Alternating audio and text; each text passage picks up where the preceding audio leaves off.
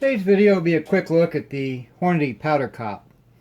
I've used it in some of my other videos and I've made mention of it a couple of times, so I thought it might be time to go ahead and show you basically how it works and what it does. Essentially, all it is a tube with a rod coming down the center of it. The idea is as the case goes into the die, the powder that's in the case will push that rod up and give you a visual indication at the top here that there is indeed a powder charge there. If the rod comes up too far, that'll tell you that there may be a double charge in the case. For example, if you double stroke the case when it goes into the powder measure. Now it's not very useful on a single stage press. It's really designed to be used on an auto progressive press in the station right after the powder measure, so that the case first goes into the powder measure, then immediately comes to the next station and goes up into the powder cop to verify that the powder measure did its job properly.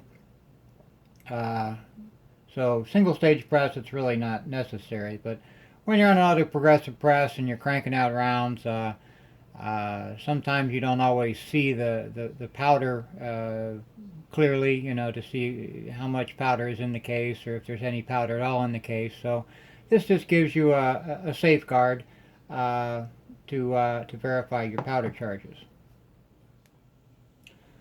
To set the powder cop up initially, what you'll do is you'll screw the powder cop down such that when the ram is all the way at the top, the bottom of the powder cop will just touch the shell plate, and that'll guarantee that the case has gone as far as it can into the powder cop, so you can get a better indication. Now once I've done that, I need to adjust this rod. Now what I'll do is I'll move the white O-ring down the rod a ways, and that'll hold the rod up for me. Okay. Then I'll put a case in, an empty case, no powder charge, and run the ram up to the top, and then I'll simply push the rod down until it comes in contact with the bottom of the case. And at that point then the little O-ring is adjusted so that when there's no powder charge, the O-ring will not come out of the top of the powder cop. So no O-ring, no powder charge. Now, I'll put a powder charge in the case here. Normally I'd run it through the powder measure first to get a proper powder charge, but I'm just going to, for purposes of the demo here, I'll just put in what looks to me like a proper powder charge. And then I'll run the case up into the powder cop, and you can see that the rod comes up. You can see the little white O-ring here.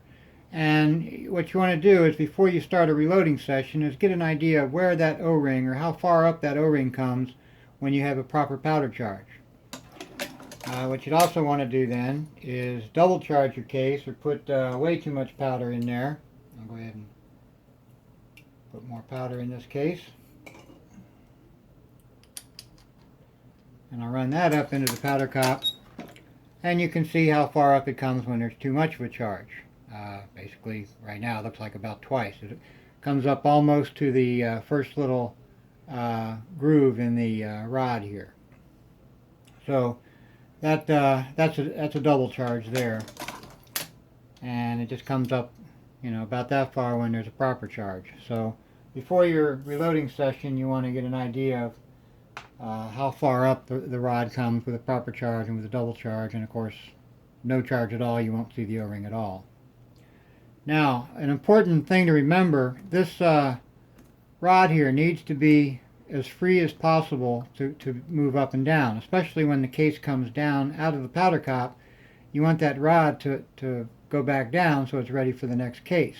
If the rod is getting stuck on you or that kind of thing, you need to make sure you keep this clean, keep the interior of the powder cop clean, and you want to keep it lubed with a dry lube, not a oil-based or wax-based lube.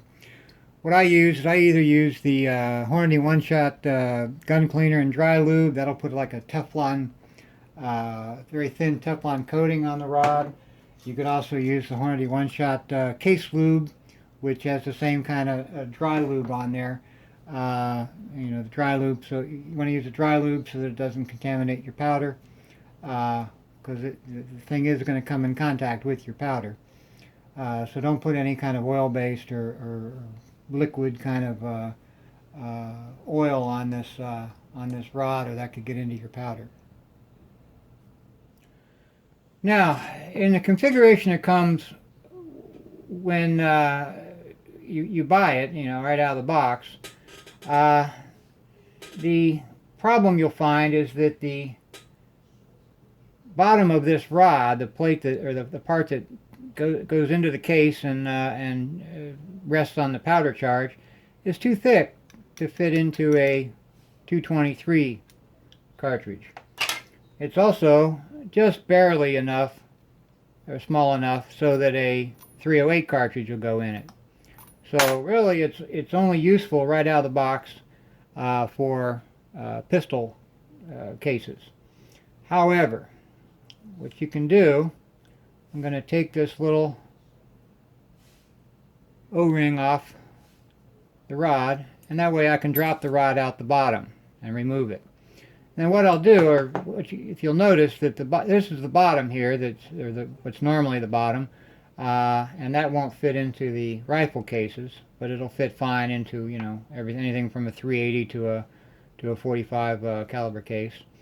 What I'm going to do is I'm going to put it in the top of the powder cop upside down, so that what's normally at the bottom is on the top here. Okay, and now I have the thin portion down at the bottom.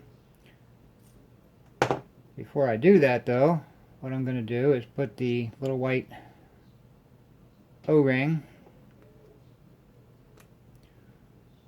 onto the shaft here, all the way up till it touches the bottom piece here. And then I'll put that in, and then I can adjust it the same way. I can put a case in, a rifle case, and you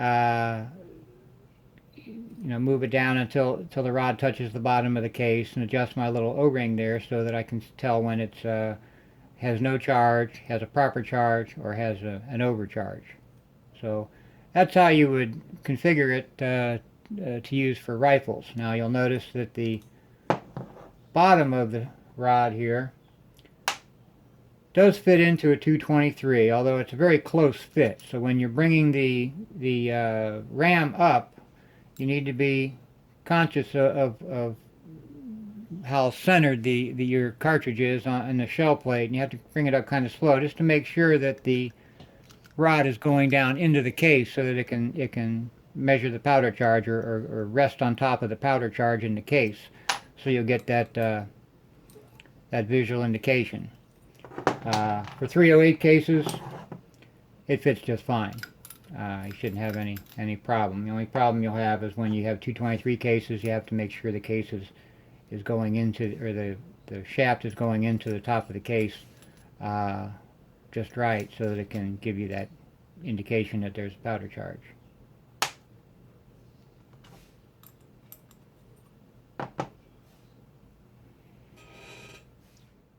That's all for this video. I hope you liked it.